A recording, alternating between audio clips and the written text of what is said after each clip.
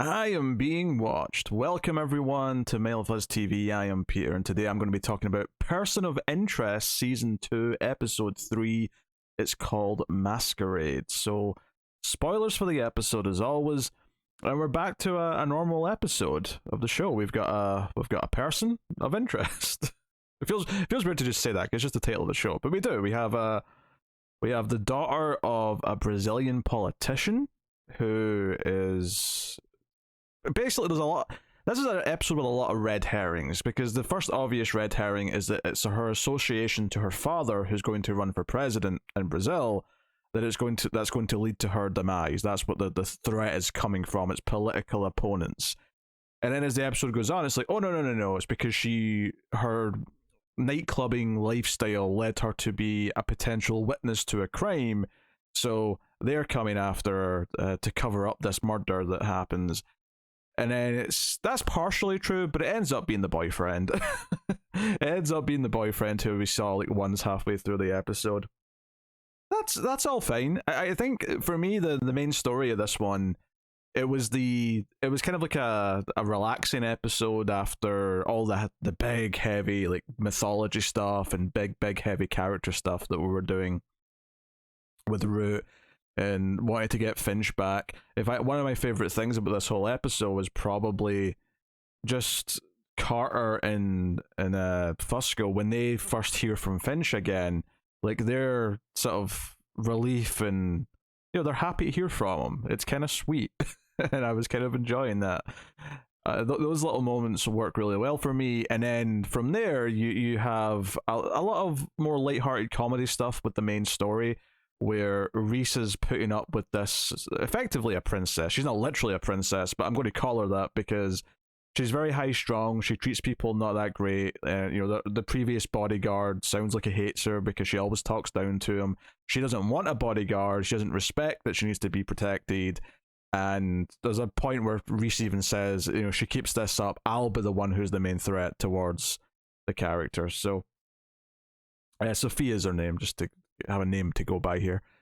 So yeah, all that stuff was fun. If anything, the only real critique I would have of the main story, which I think is entertaining, is mostly just that because there's so many red herrings, there's probably a bigger part of the episode than usual is Reese trying to sort of find what the threat is. So there's a lot of like him just being with her while she's doing whatever she's doing. It's usually been at a nightclub or something like that. Most episodes of Person of Interest have a period that's like that. Early on, the first third of the episode, we're still trying to deduce exactly what the threat is or what type of threat it's going to be or where it's coming from. That kind of happens for longer in this episode because we do kind of pivot from what the potential threat we think it's going to be is. I do appreciate that it ends up being not the obvious choice, but not in like a big twisty way. It's just kind of like, no, this is literally it's something completely separate. It's got nothing to do with her father. That's just a giant misdirection, but not in like a cheating way. It's like, no, this is just something she's encountered on her own. It has nothing to do with him. I appreciated that. I think for me, it's the interactions with Reese that she has where, obviously the funny moments I mentioned, but there's a moment where he covers for her and says it's his fault that she didn't make it to a press thing, and it was her fault. She was going shopping and being kind of a rebellious kid, even though she's not a kid. She's like 22 or something. I don't know what age she is, but she's not in high school or anything like that. That little moment where she kind of like starts to respect Reese and sort of starts to bond with him a little bit, it was okay. This is kind of nice. And honestly, one of the most fun things that happened with her is probably her and Fusco. Eventually Fusco has to come and look after her while Reese goes and investigates stuff. And when that happens, Fusco thinks she doesn't like him at first because he's not a tall, handsome man like Reese is. But then she actually is very sweet to him and says she reminds him of her uncle, who's a bit of a ladies' man. And they kind of hit it off bizarrely. And Fusco gets a nice moment, even though he loses her later because she sneaks out of the mansion. He does like do a heroic thing where he stands in front of her when the bad guy's pointing a gun at her. He kind of is brave and holds his ground, and it's kind of a nice sweet payoff to her being nice to him. Also, Reese literally Batmans out the scene when he hands her off to Fusco. It's the Batman comparisons. I don't make them as much as I used to, but that was very much a Batman moment. I think one of the things that I really like about the show now that we're deep into it, and the characters have this new dynamic where, Fusco and Carter know about each other, and they were all concerned about Finch, and they're all happy he's back now. Carter, when she talks to him, just asks him how he is, and with Fusco, it's less about like him being nice to him. It's just him smiling when he sees who's calling him. He gets a little bright smile across his face. He's happy that it's him, even though they still kind of make little witty snipes at each other as opposed to just being genuinely kind of sweet. All that stuff's great. One of the little moments I really loved is when Reese and Carter are going to investigate the gang that might be trying to kill her because the murder they want to cover up. They get to the bar where the gang hang out, and Reese is like, give me a few minutes, wait in the car. And she's like, no, why don't you wait in the car? And he's like, no, you wait in the car, I'll go in. It'll only take me 3.5 minutes. And she says, there's 10 guys in there. And he's like, okay, 4 minutes.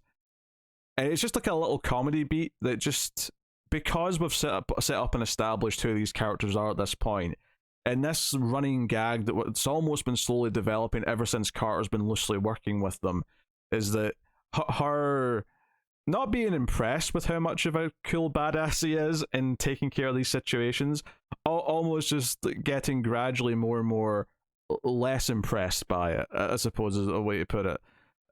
Her, just the look on her face as he goes in to just go be the superhero, as she has to sit and wait in the car, is pretty funny. So her coming in and saving it, and even saying that took longer than 4 minutes, and then restarts complaining about how unsportsmanlike the fight was. I don't know, I like all of these little beats where I think you can have these little genuine moments of comedy because we've established these characters so much that we're playing on the tropes that the show itself has created for its own self. Like as we've been going on, now it gets to poke fun at the tropes that it had in season 1, and as we go further, maybe those will evolve into new things. One of the big new relationships we have to talk about, of course, is Finch and Bear.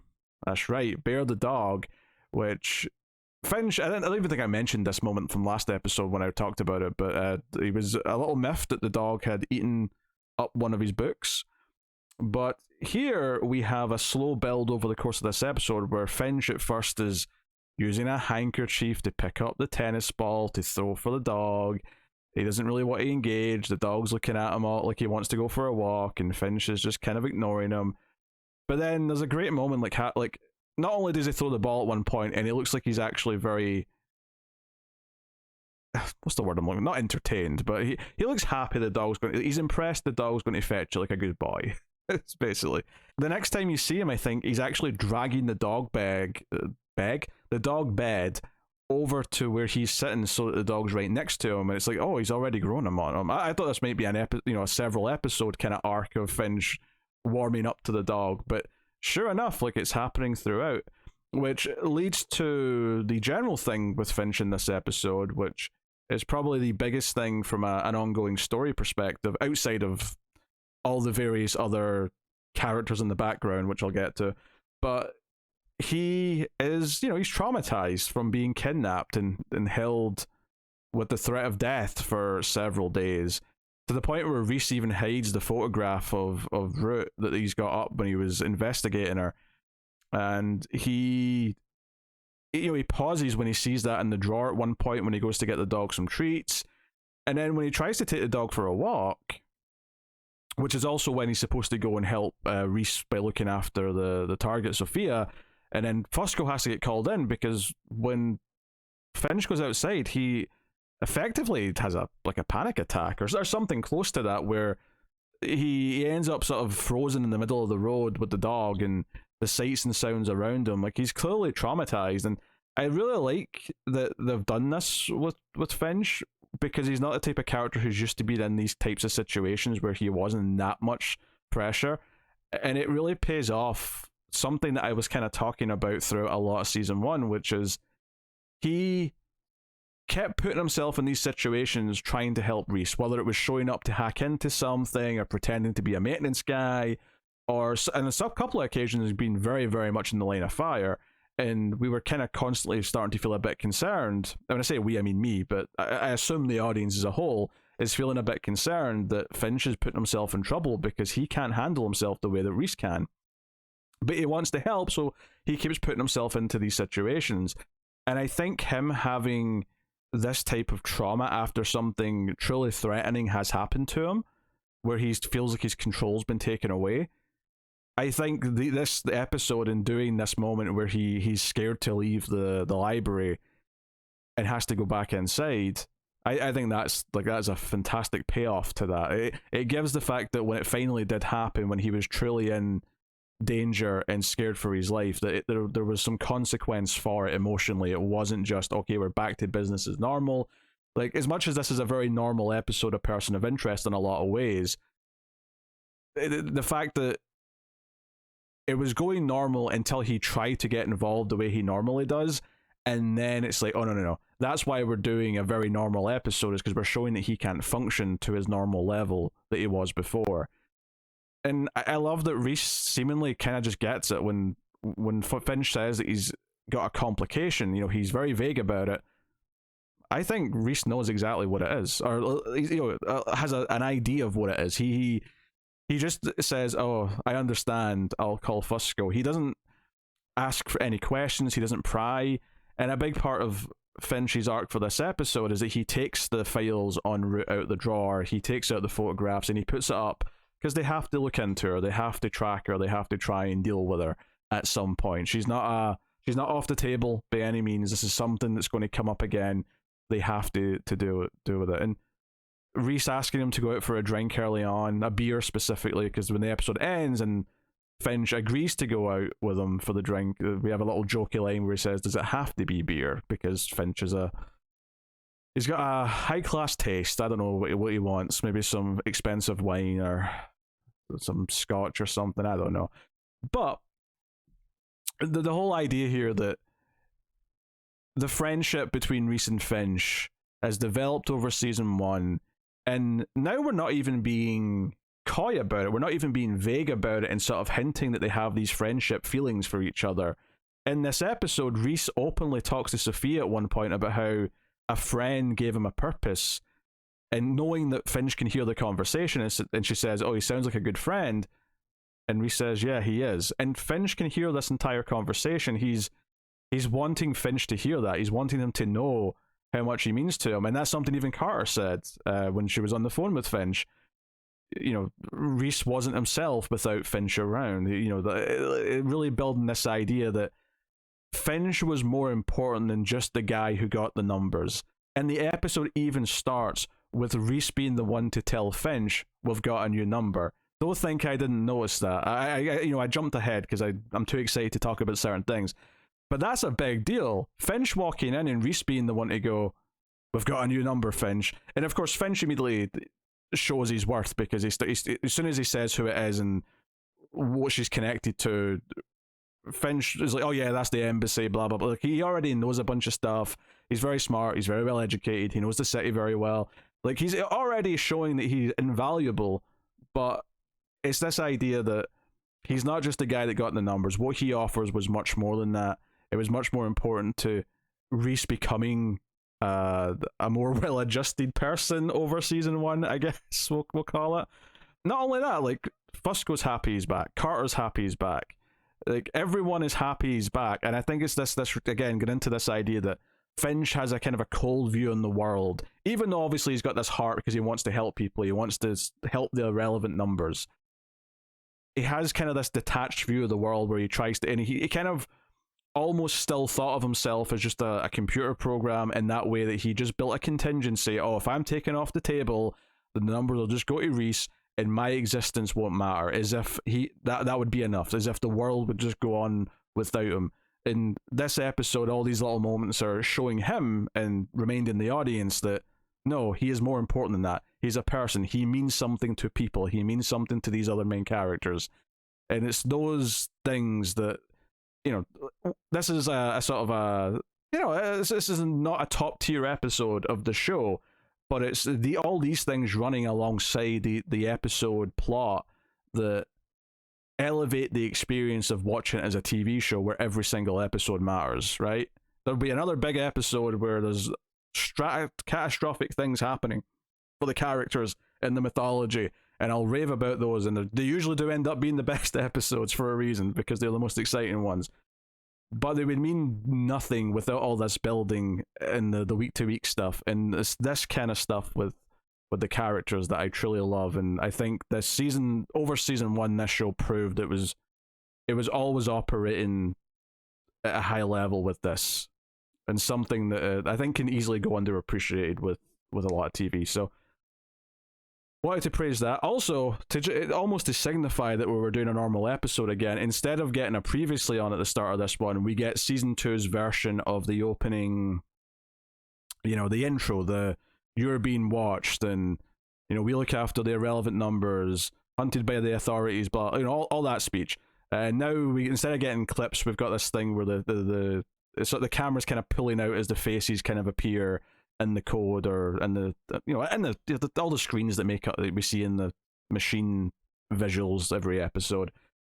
It was neat. I mean, I don't really have much to say about it itself, other than the fact that it's different from season 1's, but more just the idea that, now that we've had that big 2 episodes to kind of deal with all the big stuff we left at the end of season 1, we're into more normal weekly stuff now for a while, and that's cool. It kind of told me that before the episode even started.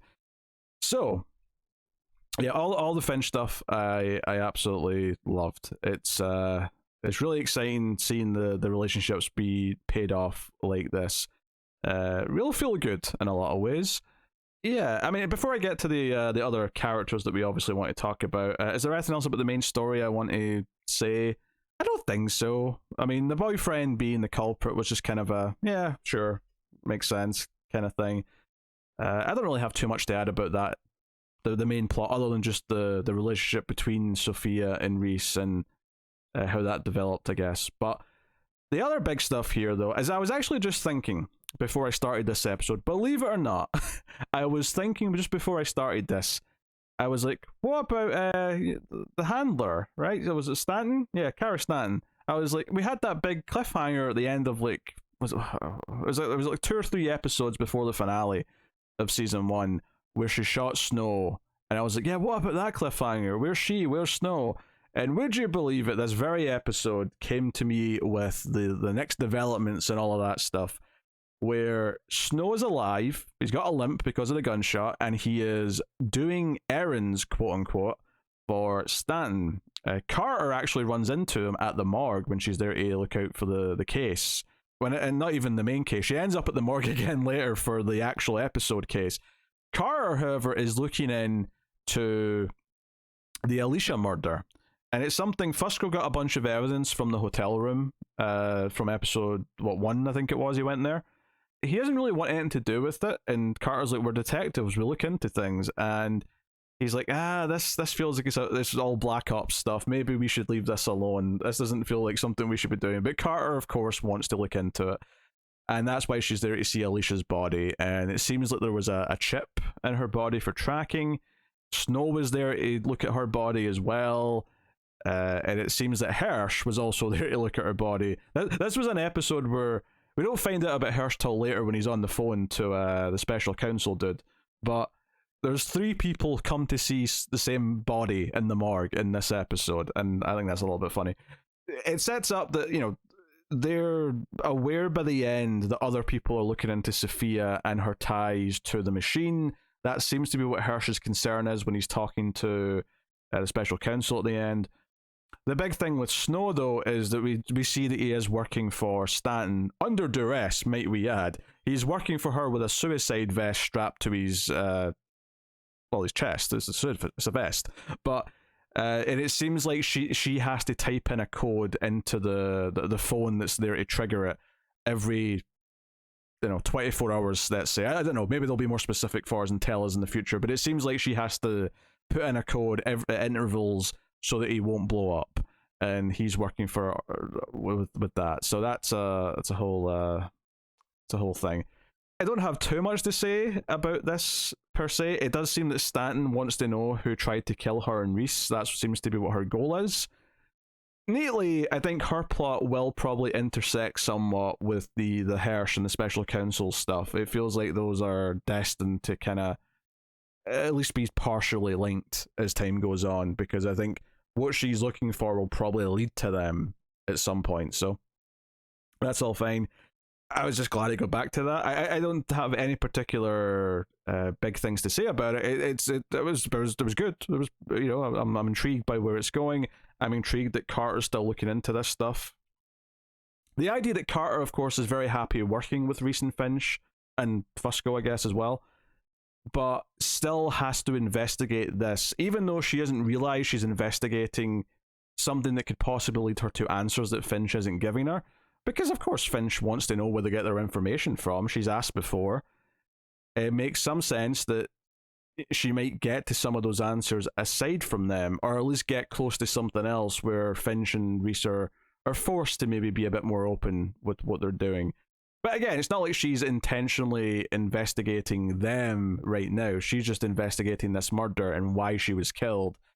It doesn't seem like she's been giving that much context from Reese and Finch who Alicia was or why she was killed necessarily. At least I don't remember or getting much information from them about it. Feel free to correct me if I'm wrong, but that was my memory on the subject. Another good episode of Person of Interest. Main plot has got some good fun comedy. It maybe takes a little too long before... I would say that the main plot never gets exciting in the sense that it never really kind of crescendos into some good action. Although having said that, when Fusco's having his standoff with the gang member who's there to kill her, because I mean her boyfriend's behind it, but he is working with the gang, so there's still a gang member, you know, going to shoot her. There's something, and I'm going to sound like a sick bastard when I say this. There's something I love, and this happens a couple of times in the John Wick movies, about a car being hit, or a car hitting into a car that then hits into someone else.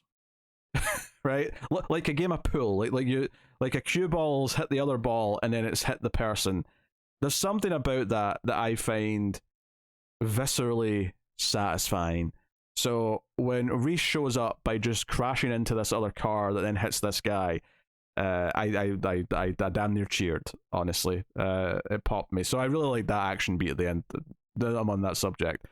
But the relationships that kind of were forming throughout, and the idea that Finch's friends, particularly Reese, and to an extent the dog, funnily enough, it's almost like, yeah, the dog's a good therapeutic thing for Finch because it's something simpler that he can take care of and feel like he's doing a good job with. Like, I'm not saying Finch intentionally took the dog for that purpose, but I think it's naturally kind of lending itself to that. But yeah, the idea that Reese knows that Finch is going to need help to like feel okay again, even if they never actually say it out loud, and is there to kind of usher him out and help him out into the world by the end. So just something as simple as Finch can't go out on his own halfway through the episode, but the final shot is him walking down the street with his friend who's given him the strength to do it now. That stuff's great. That's great. So I had a great time with this episode. Yeah, not the best main plot that they've had by any means, but we're at the point now where we're so into these characters where that doesn't matter as much. We can have, you know, some low-key adventures with the main plots while we're setting up some other things in the background and we're doing some fantastic character work, which is what I'd say we're doing here.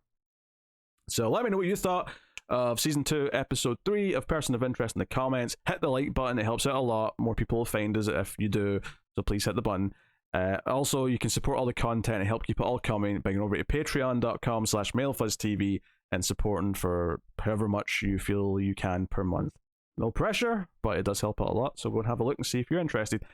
That is the show, so thank you very much. I'll see you guys next time. Keep watching TV. Have you got any vanilla?